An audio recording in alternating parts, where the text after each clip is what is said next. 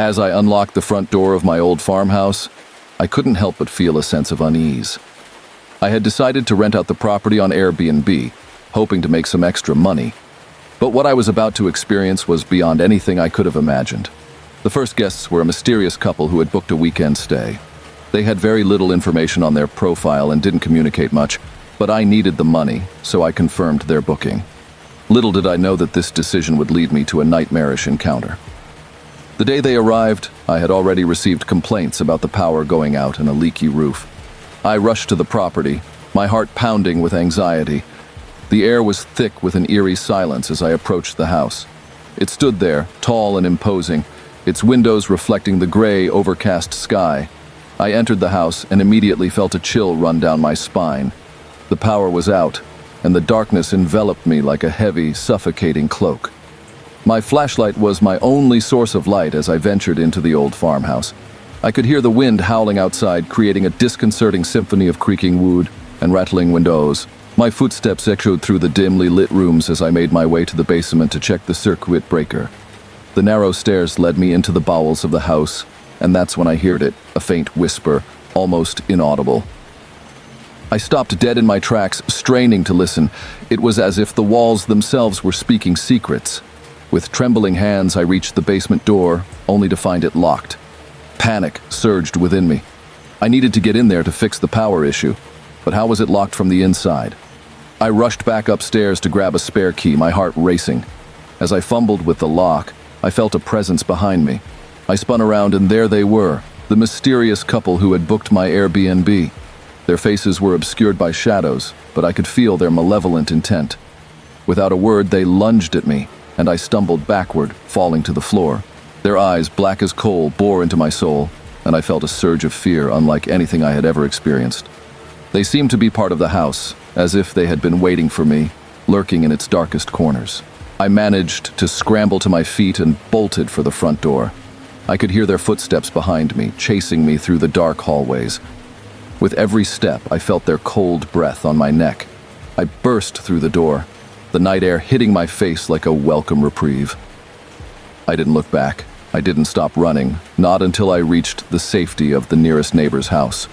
The police were called, but when they arrived at my farmhouse, it was empty, devoid of any sign of the mysterious couple. I never went back to that old farmhouse, and I never rented it out again.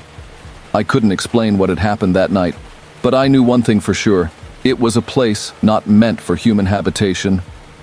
My advice to you, dear listener, is to always be cautious when renting out your property.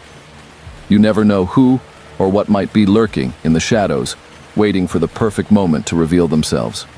If something feels wrong, don't hesitate to run. Your safety is always more important than any amount of money.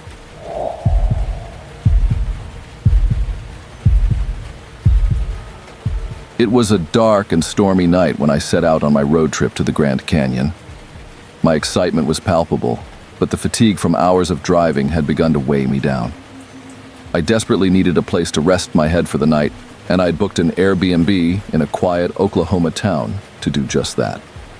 The reviews promised serenity and comfort, exactly what I needed after a long day on the road.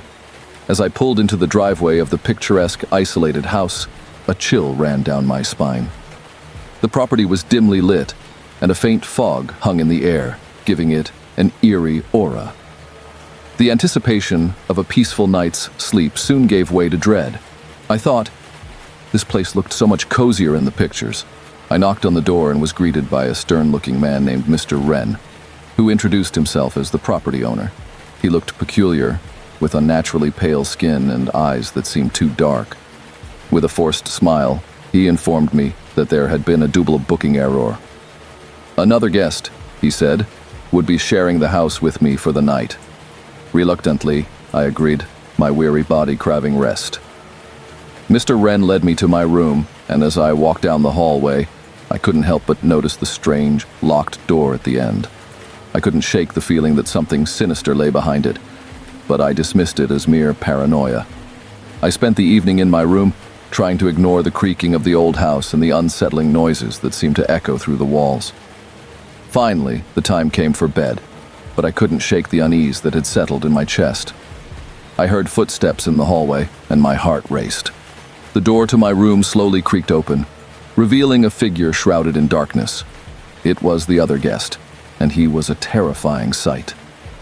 His clothes were tattered and stained, and his eyes were hollow and vacant.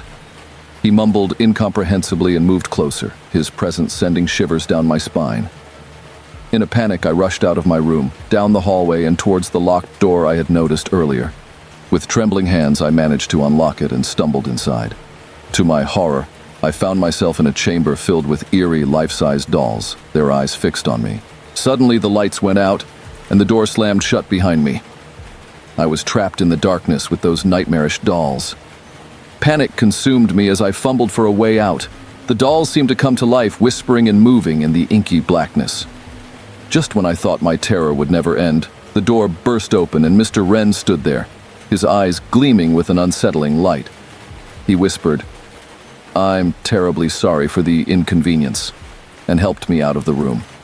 He assured me that the other guest had been a disturbed individual who had somehow broken in. With trembling legs, I left that sinister place behind and continued my journey to the Grand Canyon. But I couldn't forget the horrors I had experienced that night. My advice to you, dear listener, is this. If a place seems off, don't hesitate to leave. And when you're on the road, be cautious of double bookings and peculiar hosts. Your safety should always be your top priority, even on the most ordinary of road trips.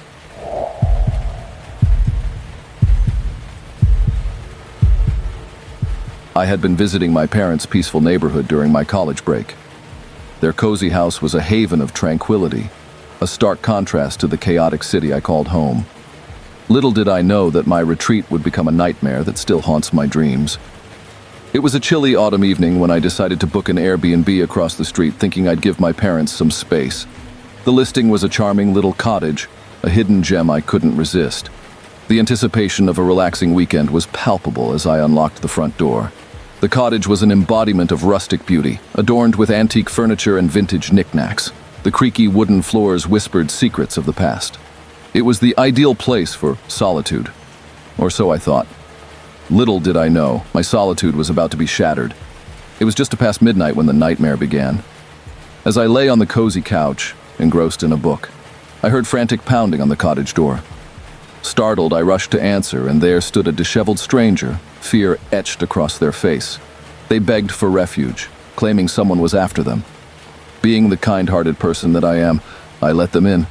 I could hear their ragged breaths, their body trembling with terror. They hid in a corner, barely visible in the dim light. My heart pounded as I peered through the window, noticing a group of shadowy figures approaching the cottage. I quickly locked the doors, my mind racing with fear. The strangers outside whispered threats, demanding the person they were after. I couldn't fathom what had brought them here, but my adrenaline-fueled instincts told me to protect the frightened soul seeking shelter. But things took a sinister turn. The stranger, still in hiding, pulled out a gun and pointed it at me. Their eyes, wide with desperation, revealed a shocking truth. They were not the victim, they were the perpetrator. The fear in their voice had been a clever ruse to gain my trust. As they pressed the cold barrel against my temple, I felt my world collapse. The intruders outside, growing impatient, began to break down the door. Panic surged through me as I realized the true peril I was in. But just when it seemed like all was lost, sirens wailed in the distance, approaching rapidly.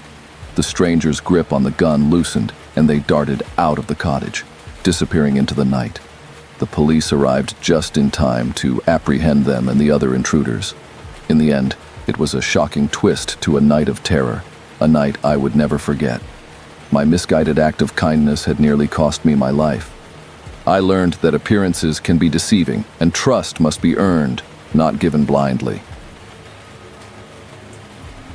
As I lay in the safety of my parents' house, I couldn't help but reflect on the dark turn of events. I share this chilling tale to remind you, dear listener, that not everything is as it seems.